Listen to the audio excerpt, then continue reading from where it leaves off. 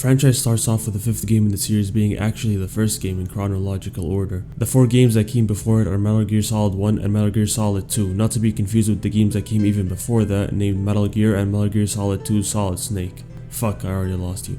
Alright, the Virtuous Mission. Metal Gear Solid 3. You play as the original Snake Man and are tasked with the infiltration of hostile Russian territory and are armed with nothing but a knife and a pair of titanium nuts. In order to capture the genius nuclear warhead scientist Sokolov and provide him a means of escape from his country. As the two make their way out the forest, Snake Man is betrayed by his mentor and mother-like figure, the boss. She hands the crazy evil man nukes and he promptly puts them to good use by nuking his own country. Snake Man survives and is tasked with the elimination of the Shagohod, the Cobra unit, and the boss in order to prove the innocence and non-associativity of the CIA and Foxhound who undertook the task of the Virtuous Mission under the mission code named Snake Eater. Snake Man eliminates his targets. Ocelot, this guy's important, I'll come back to him later. B-Man, Spider-Man, Old Man, Ghost Guy, Jetpack Guy, Evil Crazy Man, and then eventually the boss. Snake Man, after choosing loyalty to his country in place of his mentor, is awarded the title of Big Snake Boss Man. Oh, okay, I can do this.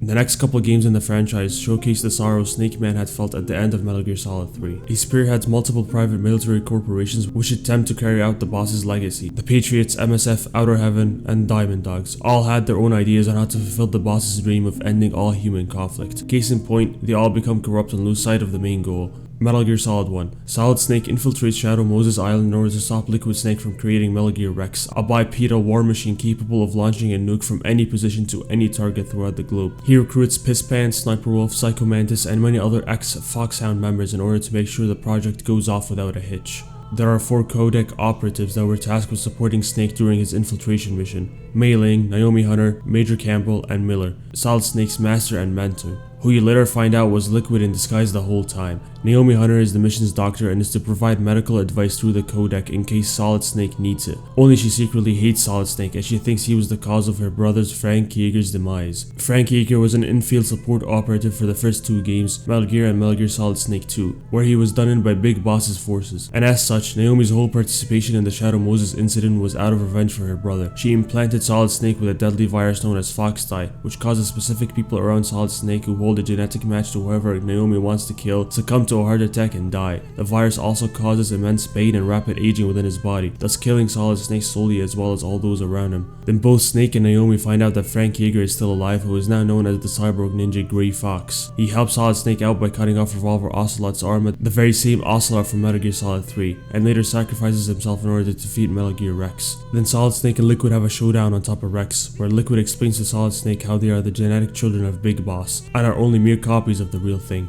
Liquid then explains how he only got the recessive genes of Big Boss, while Solid Snake got all the dominant ones. Then they fight so that Liquid could prove he's the superior soldier despite him having the recessive genes. At the end of the fight, Liquid succumbs to Fox Die since he was genetically marked by Naomi Hunter as a target. Metal Gear Solid 2. They almost buried their entire IP by making Raiden the main character instead of Solid Snake. Ocelot is still alive and has transplanted into himself the arm of the now deceased Liquid, and in the same manner is possessed by Liquid's spirit. He now goes by the name Liquid Ocelot. Ocelot is a character that the entire series basically revolves around. In one niche codec call spanning the entire franchise, it was mentioned that he is in reality the son of the boss and the Sorrow, Ghostman in Metal Gear Solid 3. He was actually a triple agent working for the KGB, the Philosophers, and the CIA during the events of Metal Gear Solid 3. It is also heavily hinted at that the whole reason the boss betrayed the US was because of his actions, and he was always consistently the central villain's right-hand man in every single game.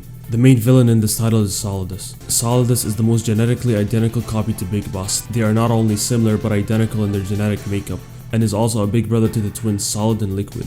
The Patriots are the main big bad organization in the series, with the original goal of a flourishing war economy and information control through AI. The Wiseman's Committee, aka the Founding Fathers, aim to have humanity reach its salvation through GW, one of the many AIs linked to the JDAI system under the Patriots' control. GW's main objective was to censor out information deemed irrelevant or inappropriate to future humans. And this was very bad for Solidus, as his main objective was to literally spread his seed, but he couldn't reproduce due to his genetic alterations. As such, he wanted to have his legacy of big bad stuff be solidified in history, which is not possible due to GW's control over information. Then towards the end of the game, it is revealed that Ocelot has been two-timing Solidus this whole time and is actually on the Patriots side. Before I get to the last game, let me get these ones out of the way. There are actually two big bosses. Alright, bear with me here. The big boss in these games is the same one featured in Metal Gear Solid 3, while the one in these two is actually Big Boss's Phantom, also known as Venom Snake. Big Boss gets one of his bases raided by XOF, an ex-espionage unit that worked under Fox, who now operate under Major Zero, the same guy who worked for the CIA and oversaw Operation Snake Eater.